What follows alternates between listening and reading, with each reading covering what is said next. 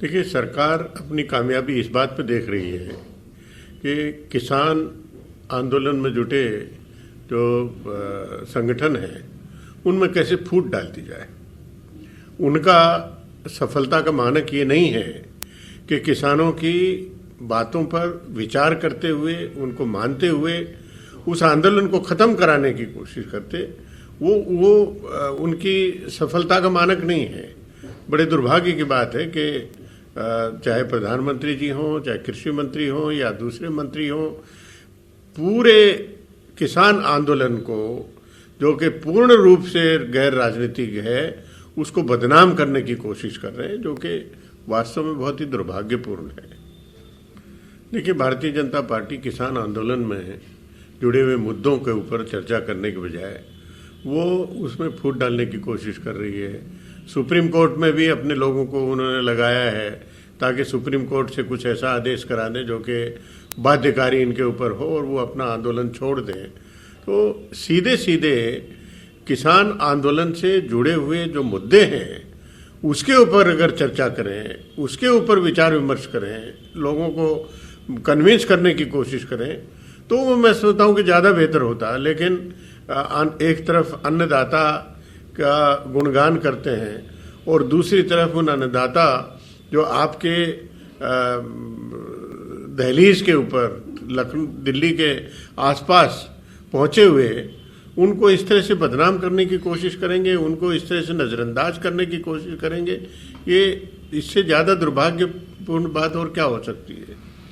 देखिए, एसोचैम की रिपोर्ट आई है, उन्होंने स्पष्ट रूप से कहा है किसान आंदोलन की वजह से लगभग 3,500 करोड़ रुपए का प्रतिदिन नुकसान हो रहा है और जो वास्तव में जो इकोनॉमी की रिकवरी है उसको बाधा उत्पन्न कर रहा है। ये अपनी जगह पूर्णतः सही है, लेकिन इसके लिए दोषी कौन है?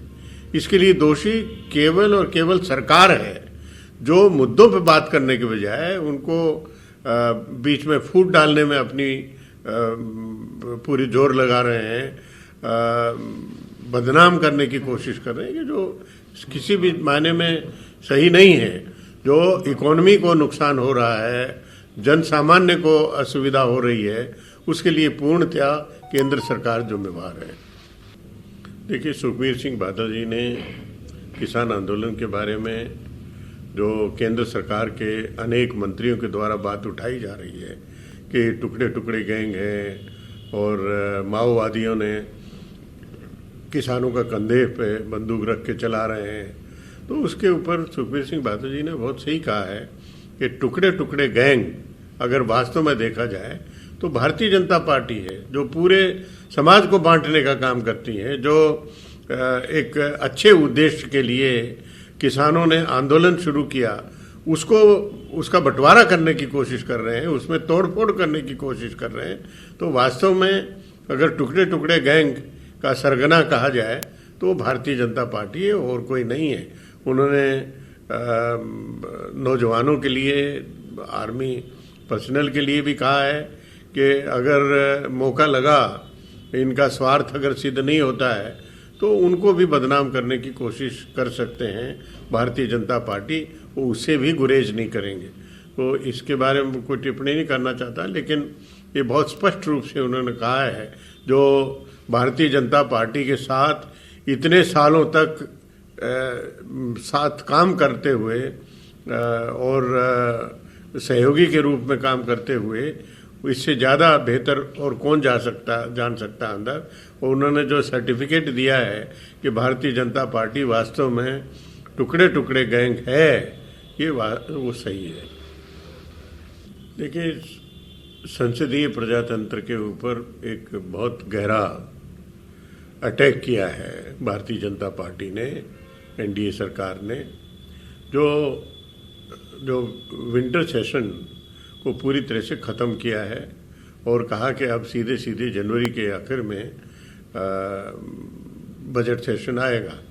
बजट सेशन बुलाना तो उनकी मजबूरी है, क्योंकि बजट को पास करा के सरकार खर्चे नहीं कर सकती बिना पार्लियामेंट से पास कराए हुए, इसलिए उनकी मजबूरी है। लेकिन कम से कम वो सेशन को बुलाना चाहते हैं। और अधीर रंजन चौधरी जी ने बहुत सही कहा है कि सरकार का मन चले तो बिल्कुल ही सेशन को ना बुलाएं, अन्यथा जैसे ही सेशन शुरू होगा सबसे पहले किसानों के आंदोलन से जुड़े हुए, किसानों के मुद्दों से जुड़े हुए प्रश्न आएंगे और उसमें चर्चा होगी, जिससे सरकार पूरी तरह से बचना चाहती है।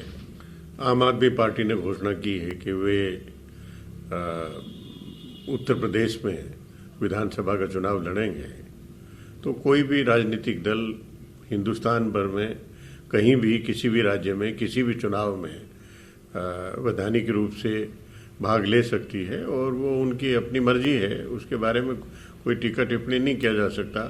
और जहाँ तक ये कहना कि जितनी भी सरकारें हुई हैं पिछले 30 सालों में, वो सभी भ्रष्टाचार में लिप्त रही हैं और विकास के काम उन्होंने बिल्कुल नहीं की है।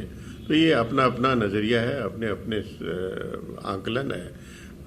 लेकिन अगर वो लड़ना चाहते हैं तो उन्हें रोक कौन सकता है? वो हिंदुस्तान का संविधान और कानून उसकी पूरी इजाज़त देता है।